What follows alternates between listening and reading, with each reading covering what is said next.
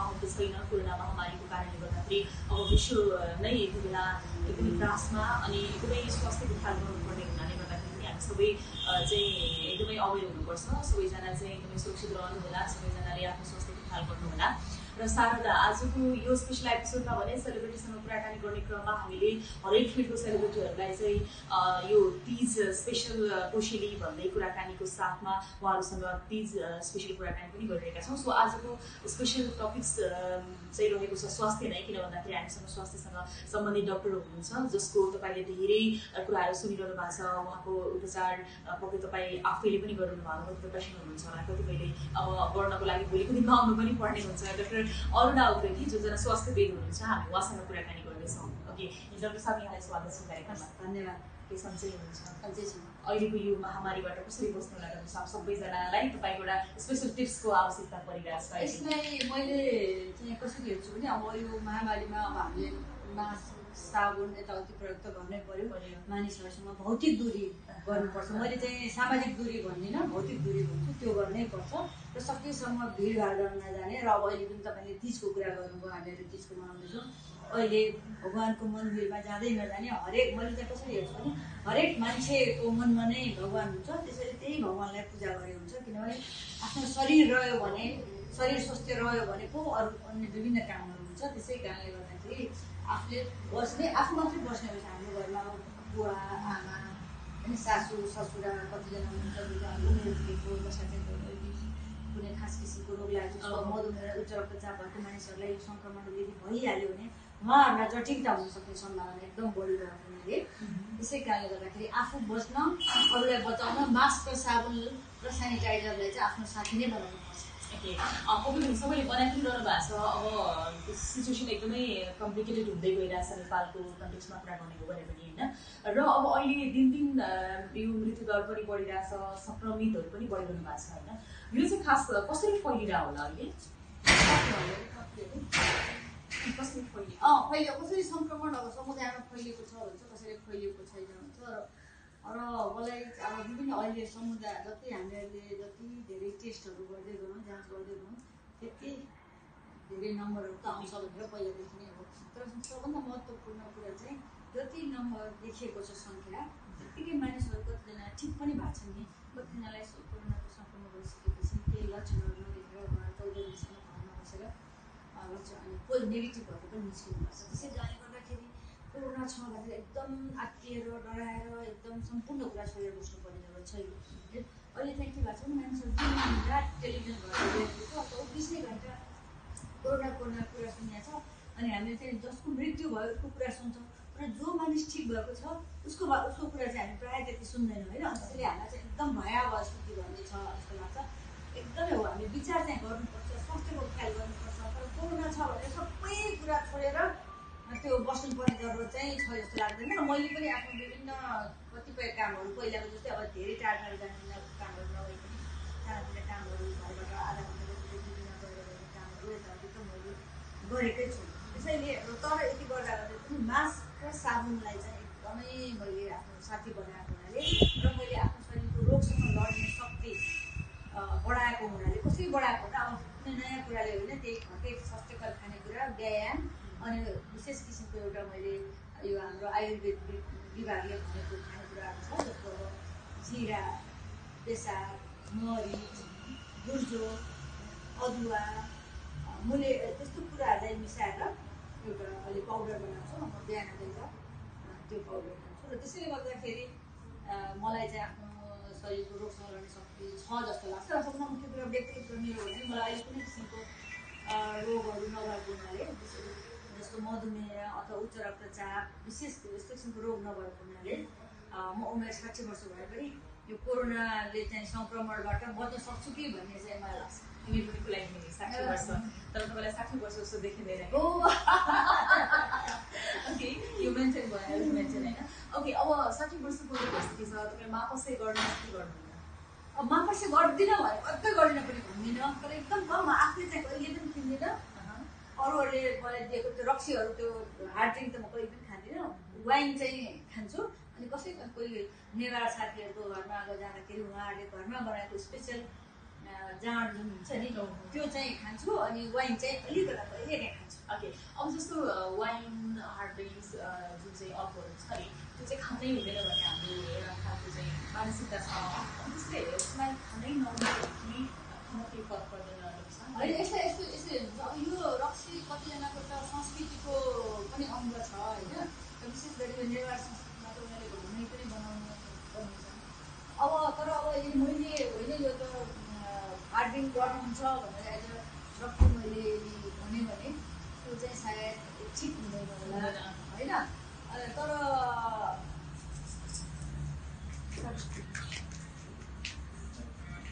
तर के छ भने अब कतिपय संस्कृतिहरूमा मर्दा पर्दा चाहिन्छ त्यो बेलाको लागि भन्दा अरू बेलामा चाहिँ हार्ड ड्रिङ्क नगरे स्वास्थ्य राम्रो रहन्छ भन्ने मेरो बुझाइ छ। अब ठिक छ, अब हामी तपाईँलाई मापसी नै गराउँदैछौँ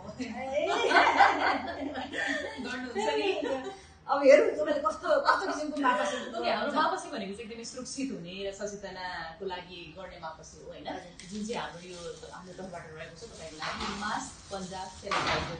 यो मापसी त यस्तो मापसी त सबैले यो कोरोनाको बेलामा त सबैजनाले गरौँ र अहिले यो तिजको बेलामा चाहिँ यस्तो किसिमको मापसी उपहार सबैजनालाई दिने हो भने एकदमै स्वास्थ्य राम्रो राख्नलाई हामी सबैजना स्वास्थ्य राम्रो राख्नलाई चाहिँ यसले एकदमै मद्दत गर्थ्यो भन्ने जस्तो लाग्छ।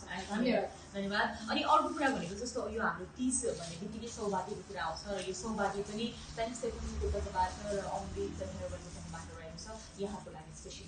ए हस् धन्यवाद। मलाई तिजको बेलामा पाएको यो सबै मान्छेमा चुरा टिका पोतेले वर्षभरि मलाई पुग्छ, म कहिले पनि किन्ने गर्दिनँ। तपाईँले यो दिनुभयो मलाई, अब झन् 6 महिना जस्तो पुग्छ। डक्टर मैले धेरै लाउने कुरा पनि भएन। र अर्को कुरा पनि रहेको छ तपाईँलाई हाम्रो गिफ्ट यो टाइम्स टेलिभिजन र अमृत ओइलको तर्फबाट र यो अमृत ओइलको तर्फबाट जुन चाहिँ गिफ्ट छ यो चाहिँ तपाईँले नै अनऱ्याप गरिदिनु होला के रहेछ हेर्नुलाई यसको लागि हामीले तपाईँलाई दियो। यो चाहिँ तपाईँलाई प्रोभाइड गरेको हो। ए हजुर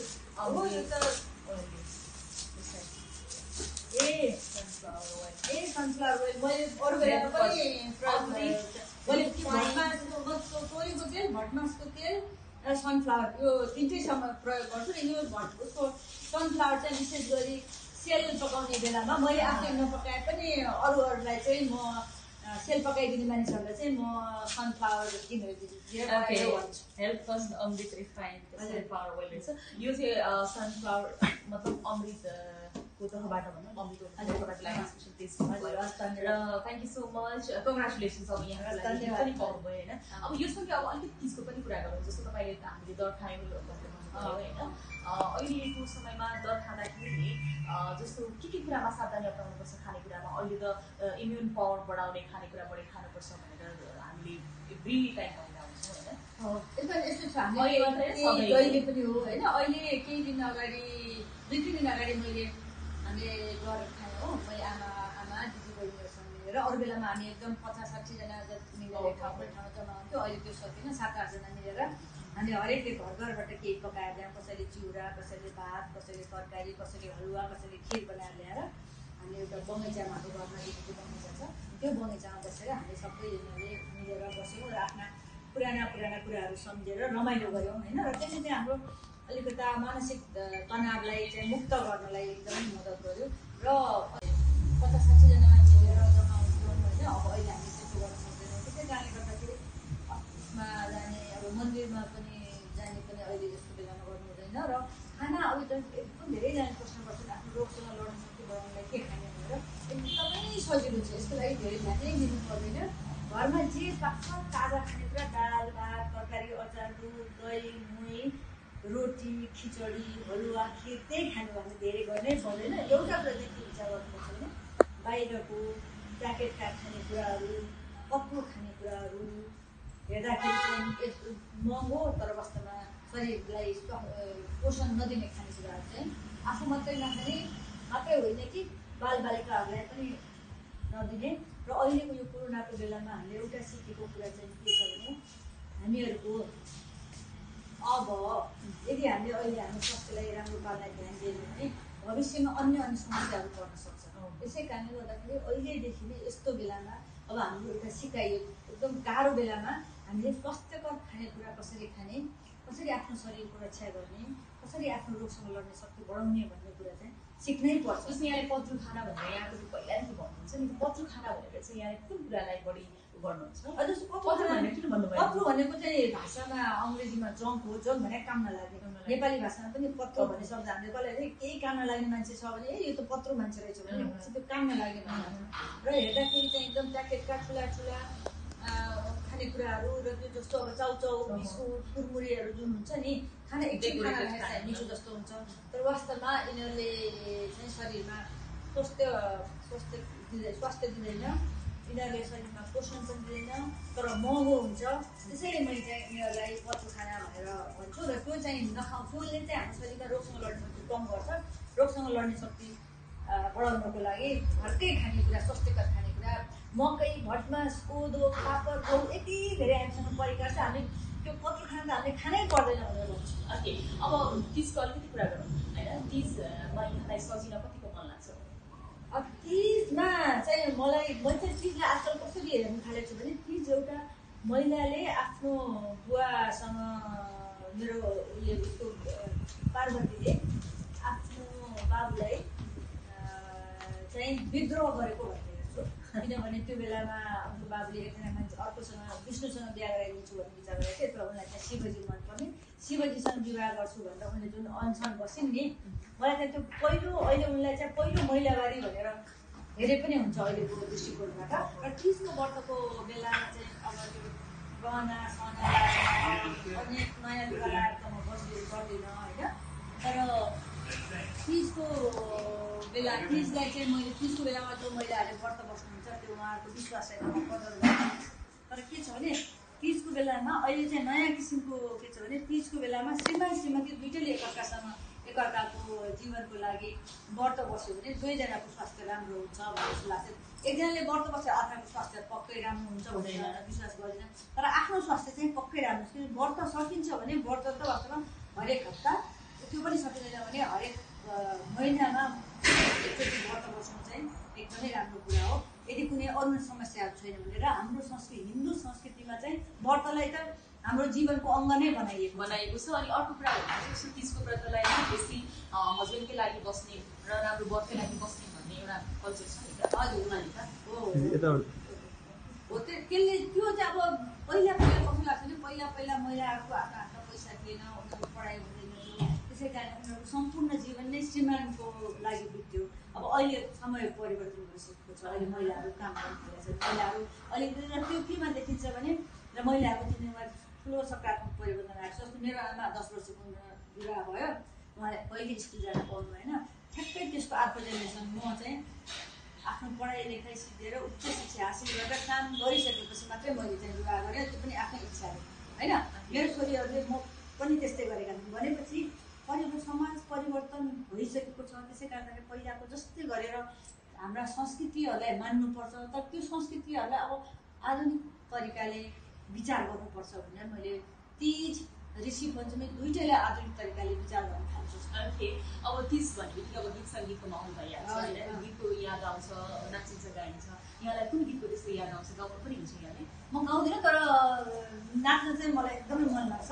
म अब पहिला अब अहिलेको यसपालि भएन नभए पहिला हामी जम्मा हुँदाखेरि त एकदमै नेपाली गीतहरू त्यो तिजका गीतहरूमा होइन कोमल बोलीले गाएका गीतहरूमा चाहिँ हामी एकदमै नाच्थ्यौँ। असाध्यै राम्रो मलाई नाच्न चाहिँ कोमल बोलीले एउटा चाहिँ एकदम मलाई मनपर्छ कि पहिलो जान पाऊँ भन्ने चाहिँ। किनभने पहिलो भन्ने शब्द चाहिँ नेपाली भाषामा एकदम त्यस्तो नेगेटिभ तरिका नकारात्मक तरिकाले हेऱ्यो, तर सुदूरपश्चिममा चाहिँ पहिलो भनेको चाहिँ राम्रो वर पाऊँ अथवा राम्रो श्रीमान पाऊँ भन्ने जुन चाहिँ तिजको गीतसँग चाहिँ एकदमै मिल्छ होइन। त्यस्तो प्रकारले हाम्रो कति अब अहिले गीत दोहोरीहरू जुन छन् अहिले अब अस्ति अर्को एउटा एकदम धेरै मानिसहरूले कसैले नकारात्मक गरे, कसैले सकारात्मक गरे, नो व्रत प्लिज भन्ने जुन छ त्यो गीत पनि मलाई एकदमै अहिले चाहिँ एकदम हट भएको गीत हो, एकदम मनपर्छ मलाई। नो व्रत प्लिज भन्नेलाई त धेरै एकदमै विरोध गरेँ एकदम हो। भनेपछि एउटा कुरा चाहिँ के छ भने मान्छे हामीले आफ्नो तरिकाले सोध्नुपर्छ भन्ने किसिमको विचार गर्नु। व्रत बस्नु आफैमा नराम्रो त होइन, तर त्यहाँ उहाँको गीतको बोलहरू जुन छ नि त्यो असाध्यै सकारात्मक छ। त्यसमा चाहिँ श्रीमान श्रीमती दुईजना बसेर एकअर्काको माया प्रीतिको लागि हामी व्रत बसौँ भनेर भनेको छ। व्रत बसेर चाहिँ एकजना श्रीमतीले मात्रै व्रत बसेर श्रीमानको खुट्टाको पानी खानुपर्ने जरुरत छैन भनेर भनेको छ। र त्यसको जति विरोध भयो त्यत्तिकै सकारात्मक कुराहरू पनि भयो। मैले त्यसलाई असाध्यै सकारात्मक कुरा भनेर मानेको छु र त्यही अनुसार चाहिँ मैले मान्छेहरूलाई भन्दै पनि हिँडेको छु। जस्तो अब संस्कृतिको पनि कुरा आउँछ नि त होइन, त्यसरी अब कति कुराहरूमा चाहिँ हामीले संस्कृति बचाउनुपर्छ भनेर हामी आफै भन्छौँ, त्यो संस्कृति भएन पनि भन्ने कुरा आउँछ क्या। एकदम ठिक कुरा हो। तर संस्कृति बचाउनलाई हाम्रो संस्कृतिमा त पहिला सती प्रथा पनि थियो नि त, बाल विवाह पनि थियो नि त। त्यो सती प्रथालाई र बाल विवाहलाई अब हामीले अहिलेको दिनमा बचाइराख्ने त। संस्कृति भन्दा यस्तो हुनुपर्छ जसले चाहिँ मानव जीवनमा उज्यालो गरोस्, मानवलाई आनन्द दियोस्। जस्तो अब तिजमा छ नि साडी लगाउन छोड्ने त भन्ने कुरा पनि त्यो गीतले थल्कायो भन्नेहरू पनि धेरै थिए क्या। जस्तो रफ ड्रेस स्कर्ट लगाएर नाच्ने तिज त हाम्रो संस्कृति होइन नि भन्नेहरूले पनि फेरि लजिक दिए कि। एकदम राम्रो कुरा गर्नु। अनि जो माने हामीहरूमध्ये अहिले हाम्रो भगवान्को पहिलाको हाम्रो वेद पुराणको कालमा त इन्टरनेट थिएन, इमेल थिएन। अहिले भगवान्को पूजा पनि कतिजनाले त इन्टरनेटबाटै उसबाट गर्छ। अहिले बिहा बारीका अमेरिकामा बसेर पासनी पण्डितजीले पासनी चाहिँ यहाँबाट गरिदिन्छन्। त्यसलाई चाहिँ सहज रूपमा मान्ने त्यो हुन्छ त हुँदैन नि। तर आफ्नो सहज रूपले मान्छेको जिन्दगी भने त अगाडि बढ्दै जानुपर्छ। त्यो जुन कुरालाई आफूलाई सहज लाग्छ त्यसलाई चाहिँ मान्ने अनि अर्काको विचारलाई विरोध गर्नु त भएन। ठिक छ, उहाँको विचारको विरोध गर्न सकिन्छ, तर उहाँको विचारसँग सहमत हुनु पनि त मान्छेहरू थिए नि। अनि अरू बेलामा चाहिँ हामीले साडी नलाएर स्कर्ट लाउने, मिनी स्कर्ट। अमेरिकामा गएपछि मान्छेहरू सबैजनाले साडी त लाएर बस्दैनन्, महिलाहरू फाइट नै लाउँछन्, काम गर्न जाँदाखेरि स्कर्ट लाउँछन् भने त्यो चाहिँ हुने। अनि अहिले कोही मान्छेले होइन म त स्कर्टको साडी लाउनु स्कर्ट लाउँछु भनेर भन्दाखेरि चाहिँ किन नहुने? तपाईँलाई के छ यो आफ्नो धर्म यो हामी आफै परिवर्तन हुनुपर्छ, कसरी हुन्छ लाइफलाई सहज बनाउनुपर्छ। अब तपाईँलाई मनपर्ने त्यस्तो कुनै गीत छ तिजको, त्यस्तो भने हामी तपाईँलाई सुनाउँछौँ। मलाई त गीत तिजको त मलाई सबै गीतहरू मनपर्छ, सबै गीत मनपर्छ। ठिक छ, यो हेल्थ ट्रस्ट अमृत प्रस्तुति सूर्यमुखी तेलको तर्फबाट तपाईँलाई एउटा टिम स्टार्ट भएको छ र तपाईँलाई एउटा मेसेज पनि छ। यो मेसेज यहाँले पढेर सुनाउनुलाई यहाँको लागि यो चाहिँ स्पेसल मेसेज। मैले अहिले पढाउँछु यता देखाएर पढ्नु पछाडि। हाम्रा चेलीबेटी नेपाली चेलीबेटी विश्व आक्रान्त कोभिड-19बाट सुरक्षित हुँदै यसपालिको तीज हर्षोल्लासका साथ आफ्ना घरमा मनाऊ अनि परिवारसँगै रमाउन अनुरोध सहित शुभकामना। जीवन अमृत बन्छ, जीवन जिउन जाने। कति राम्रो शब्द हो। यो त असाध्यै सबैजनालाई हामीले भन्ने दिने सन्देशै यही हो। Thank you so much. धन्यवाद एकदम धेरै, यत्तिका धेरै उपहारको लागि। Sharoda Creations.